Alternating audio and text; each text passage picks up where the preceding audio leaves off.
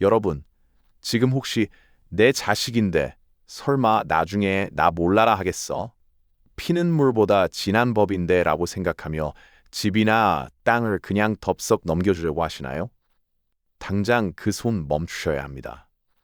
뉴스에서나 보던 자식의 배신, 부모 부양 소송이 결코 남의 집 이야기가 아닙니다. 평생 피땀 흘려 일군 내 전 재산인 집 한 채를 자식에게 넘겨준 순간, 여러분은 따뜻한 안방이 아니라 차가운 길바닥으로 내몰릴 수도 있습니다. 법은 여러분의 뜨거운 부모 마음을 알아주지 않습니다.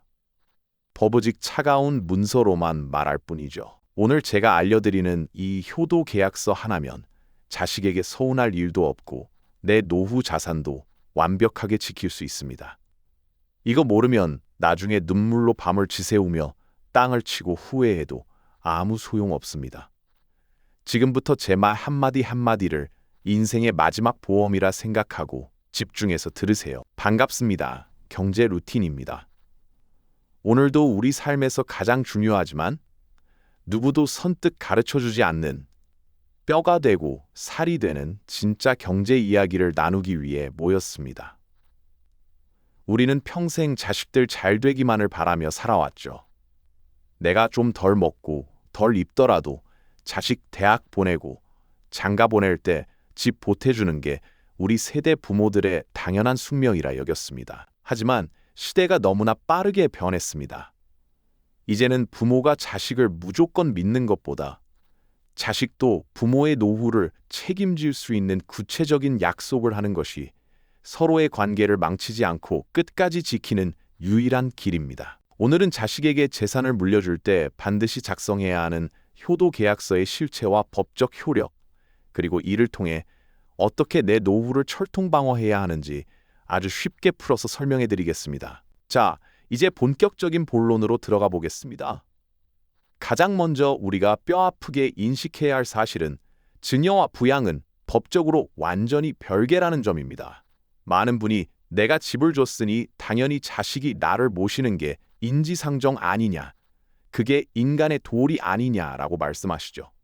하지만 법원 판결은 냉정합니다. 아무런 조건 없이 집을 넘겨주는 순간 그 집의 소유권은 완벽하게 자식에게 넘어갑니다. 그 후 자식이 집을 팔고 연락을 끊거나 부모를 문전박대해도 단순히 효도를 안 한다는 이유만으로는 집을 되찾아올 방법이 거의 없습니다. 그래서 필요한 것이 바로 조건부 증여입니다. 그냥 주는 게 아니라 이러이러한 조건을 지키지 않으면 계약을 파기하고 재산을 회수하겠다는 강력한 약속을 문서로 남기는 것이죠. 여기서 첫 번째 핵심 포인트를 짚어드리겠습니다. 이 내용은 정말 중요하니 지금 당장 옆에 있는 종이와 펜을 꺼내서 꼭 받아 적으세요. 첫째, 효도 계약서에는 반드시 정기적인 생활비 지급 액수와 날짜를 명확히 기재해야 합니다. 형편되는 대로 용돈 좀 주겠지라는 모호한 말은 법정에서 아무런 힘이 없습니다. 매월 25일에 현금 150만 원을 부모의 계좌로 입금한다처럼 구체적이어야 합니다. 둘째, 동거 여부나 구체적인 간병 의무를 명시해야 합니다. 아플 때 누가 병원비를 전담하고 일주일에 몇 번 방문하여 안부를 살필지 상세히 적는 것이죠. 셋째, 가장 중요한 문구입니다. 위 조건을 단 한 번이라도 어길 시 증여한 재산은 즉시 원래 소유주인 부모에게 반환하며 이에 대해 어떠한 이의도 제기하지 않는다는 독소 조항을 반드시 넣어야 합니다. 이 세 가지가 빠진 종이는 계약서가 아니라 그냥 낙서일. 자, 여러분 생각을 해보세요. 우리가 젊었을 때 주식 투자를 하든 부동산을 사든 얼마나 꼼꼼하게 따졌습니까? 그런데 왜 내 전 재산이 걸린 자식과의 거래에서는 마음만 앞서는 걸까요? 자식이 사업 자금이 필요하다고 할 때 혹은 손주 교육비가 부족하다고 할 때 우리는 마음이 약해집니다. 하지만 그때가 바로 가장 냉철해져야 할 때입니다. 효도 계약서를 쓰자고 하면 자식이 서운해할까 봐 걱정되시나요? 오히려 반대입니다. 부모님이 이렇게 확실하게 기준을 정해주시니 내가 어떻게 행동해야 할지 명확해서 좋다고 말하는 현명한 자식들이 더 많습니다. 자식에게 짐을 지우는 게 아니라 자식이 부모에게 받은 은혜를 어떻게 갚아야 할지 이정표를 세워주는 일이라고 생각하세요. 잠깐! 여기서 여러분이 깜짝 놀랄 만한 사실 하나를 더 알려드려야겠네요. 단순히 종이에 쓰고 사인만 한다고 모든 문제가 해결되는 건 아닙니다. 우리 주변에는 영악한 사람들도 만약 나중에 자식이 이거 아버지가 치매 기운 있을 때 억지로 쓰게 한 거예요. 라거나 나는 이런 종이에 사인한 적 없어요.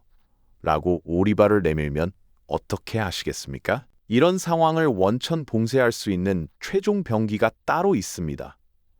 이 절차를 빼먹으면 여러분이 쓴 계약서는 한순간에 휴지 조각이 될 수도 있습니다. 효도 계약서의 완성은 바로 공증입니다.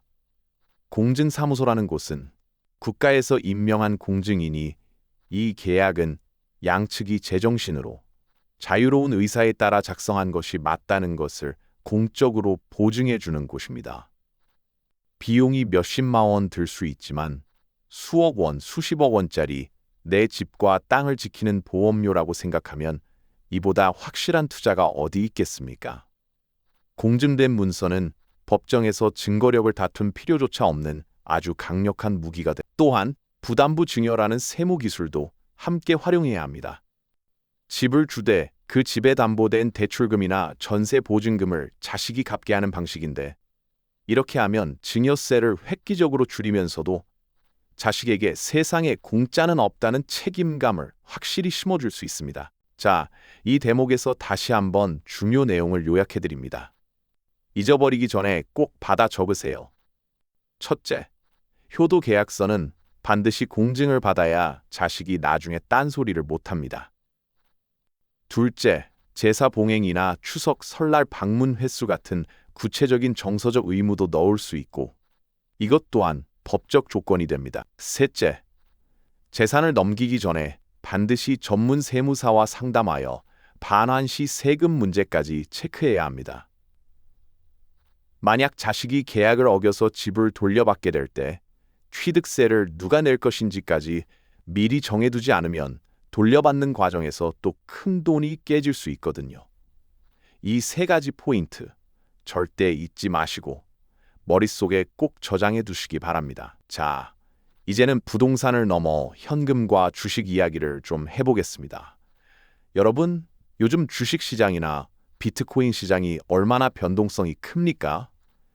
이런 자산을 자식에게 물려줄 때 그냥 계좌 이체만 해주면 된다고 생각하시는 분들이 정말 많습니다. 하지만 이건 세무서에 나 좀 잡아잡수라고 광고하는 꼴입니다.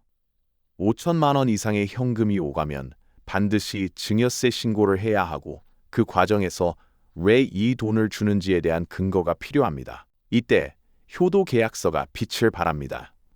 노후 생활비를 보장받는 조건으로 주식을 증여했다는 근거가 있으면 나중에 세무조사에서도 유리하고 자식이 그 주식을 홀랑 팔아먹고 도망가는 것도 방지할 수 있습니다. 주식 투자를 할 때 우리는 기업의 재무제표를 봅니다. 그런데 왜 자식이라는 인생 최대의 투자처를 대할 때는 재무제표를 보지 않으시나요? 자식의 현재 경제 상태, 자식이 앞으로 나를 부양할 능력이 되는지, 그리고 무엇보다 자식의 배우자인 며느리나 사위의 성향은 어떤지 냉정하게 파악해야 합니다. 효도 계약서는 이 모든 불확실성을 상쇄해주는 리스크 관리 도구입니다. 비트코인처럼 변동성이 큰 자산을 줄 때는 특히 더 조심해야 합니다. 가격이 급등했을 때 자식이 마음이 변해 이건 내 실력으로 번 돈이다 라고 주장하면 부모님은 설 자리가 없어집니다. 모든 것은 기록으로 남겨야 합니다. 여기서 아주 중요한 전환점 하나를 짚고 넘어가겠습니다. 이미 재산을 다 줘버렸는데 이제 와서 계약서를 쓰자고 하면 자식이 써줄까요? 괜히 긁어 부스럼 아닐까요? 라고 걱정하시는 분들이 분명 계실 겁니다. 이미 엎질러진 물이라고 포기하지 마세요. 우리 법에는 망은 행위, 은혜를 망각한 행위에 대한 규정이 있습니다. 자식이 부모에게 폭언이나 폭행을 가하거나 기본적인 생계 지원을 외면할 경우 증여를 취소할 수 있는 법적 근거가 미약하게나마 존재합니다. 물론 계약서가 없을 때보다 훨씬 힘들고 긴 싸움이 되겠지만 지금이라도 자식을 불러 앉혀놓고 내가 너희를 위해 재산을 미리 줬지만 내 노후가 불안하니 지금이라도 확인서를 하나 쓰자라고 당당하게 요구하셔야 합니다.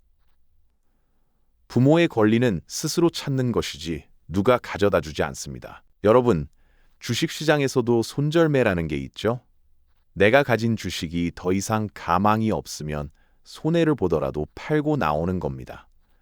자식 관계에서 손절매를 하라는 뜻이 아닙니다. 하지만 자식에게 끌려다니는 관계는 과감히 정리해야 합니다. 효도 계약서는 그 관계의 주도권을 다시 여러분께 가져다 주는 도구입니다. 자식이 돈이 필요하다고 할 때 무조건 안 돼라고 하면 사이가 멀어지지만 계약서를 쓰고 공증을 받으면 도와주겠다고 하면 명분이 생깁니다.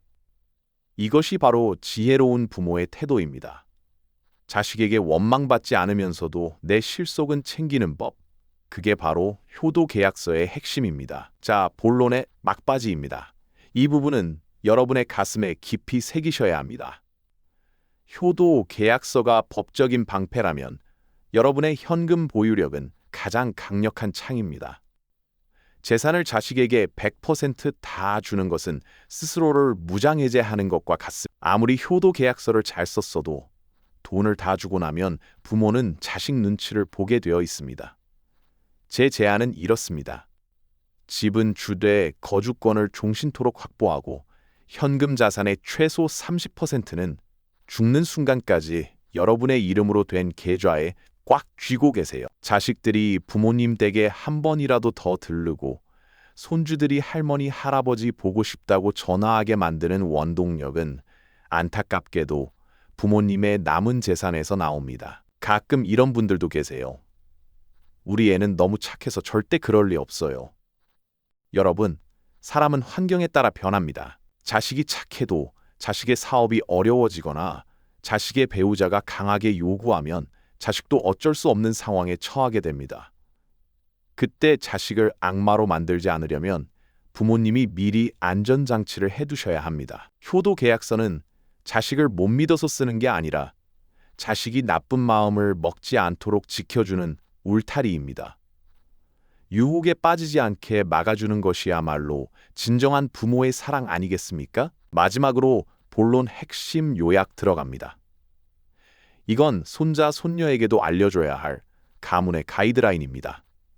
첫째, 효도 계약서에는 반드시 해제 조건, 즉 계약 파기 사유를 조항별로 나열하라. 둘째, 계약서 작성 과정에 며느리와 사위도 반드시 참여시켜 전 가족이 이 내용을 공유하게 하라.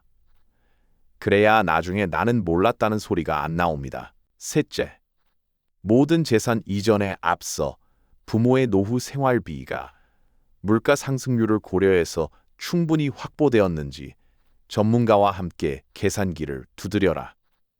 넷째, 계약서가 있더라도 자식에게 모든 것을 의지하지 말고 자신만의 경제적 독립구역을 반드시 남겨두어라.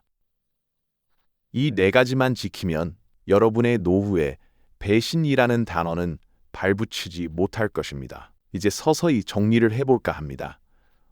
오늘 정말 방대한 양의 이야기를 나눴습니다. 처음에는 세상이 왜 이렇게 팍팍해졌나, 자식하고 계약서라니 싶어 서글픈 마음이 드셨을지도 모릅니다. 하지만 여러분, 규칙이 명확한 경기가 훨씬 깨끗하고 뒤탈이 없는 법입니다. 가족 관계도 마찬가지입니다. 서로 지켜야 할 선을 명확히 할 때 비로소 진정한 사랑과 존중이 피어날 수 있습니다. 돈 때문에 자식을 원망하고 자식 때문에 눈물 흘리는 일은 오늘 이 영상을 보신 여러분에게는 절대 일어나지 않을 일입니다. 제가 알려드린 효도 계약서와 경제적 마인드셋을 꼭 실천에 옮기시길 바랍니다. 오늘 배운 내용을 최종적으로 정리해 보겠습니다. 첫째, 무조건적인 증여는 노후 파산의 지름길이다. 반드시 조건부 증여를 선택하라. 둘째, 효도 계약서에는 생활비, 간병, 방문 횟수 등 구체적인 숫자를 넣어라. 셋째, 작성한 문서는 공증사무소에서 공증을 받아 법적 무기로 만들어라. 넷째, 주식이나 코인 같은 금융자산도 증여 시점을 잘 선택하고 반드시 증빙을 남겨라. 다섯째, 죽는 날까지 일정량의 현금과 거주권은 반드시 내 손에 쥐고 있어야 대접받는다. 자, 이제 여러분이 오늘 바로 실행하셔야 할 효도 계약서 체크리스트입니다. 메모하시거나 화면을 캡처해서 꼭 하나씩 확인해 보세요. 매달 받을 생활비가 현재 물가 기준으로 충분하며 지급 날짜가 명시되었는가? 마이너스 자식이 약속을 어겼을 때 재산을 즉시 돌려받는다는 반환 조항이 들어갔는가? 마이너스 부모님이 돌아가시기 전까지 해당 주택에서 누구의 간섭 없이 거주할 권리를 명시했는가? 마이너스 갑작스러운 중병 시 병원비와 요양비 부담 주체와 비율을 정했는가? 마이너스 이 모든 내용을 자식뿐만 아니라 그 배우자, 며느리, 사위도 함께 확인하고 서명했는가? 이 5가지 질문에 모두 네라고 답할 수 있다면 여러분은 이제 발 뻗고 주무셔도 됩니다. 재산을 지키는 것은 단순히 돈을 지키는 게 아니라 여러분의 인생 전체와 인간으로서의 품격을 지키는 일이. 오늘 이 긴 시간 동안 저와 함께 공부하신 여러분은 이미 상위 1%의 현명하고 앞서가는 부모님이십니다. 혹시 우리 집은 자식이 여럿인데 재산을 어떻게 나눠줘야 나중에 탈이 없을까요? 라거나 효도 계약서 양식을 어디서 구해야 하나요? 같은 구체적인 고민이 있으신가요? 혹은 자식에게 이 말을 꺼내기가 너무 힘든데 좋은 대화법이 없을까요? 라며 마음고생하시는 분들도 계실 겁니다. 주저하지 마시고 댓글로 여러분의 사연을 남겨주세요. 제가 하나하나 꼼꼼히 읽어보고 여러분의 답답한 가슴을 뻥 뚫어드릴 수 있는 답변을 드리겠습니다. 오늘 이야기가 유익하셨다면 구독과 좋아요 버튼 꼭 눌러주시고 사랑하는 친구나 동창들에게도 이 영상을 공유해서 함께 당당한 노후를 준비해보세요. 여러분의 노후가 돈 걱정 없이 자식 서운함 없이 웃음꽃만 가득하기를 진심으로 응원합니다. 다음 시간에도 아주 흥미진진한 이야기를 들고 찾아오겠습니다. 그때까지 제가 알려드린 내용 꼭 복습하시고 건강 잘 챙기시기 바랍니다. 경제적으로 자유롭고 당당한 여러분의 내일을 위해 경제 루틴은 언제나 여러분 곁에 있겠습니다. 다음 영상에서는 똑똑한 장바구니 소비에 대해 자세히 알려드릴게요. 시간 되실 때마다 라디오처럼 켜두고 여러 번 반복해서 들어보시면 큰 도움이 되실 겁니다. 다음 영상도 기대해 주세요. 행복하고 편안한 하루 보내세요. 감사합니다.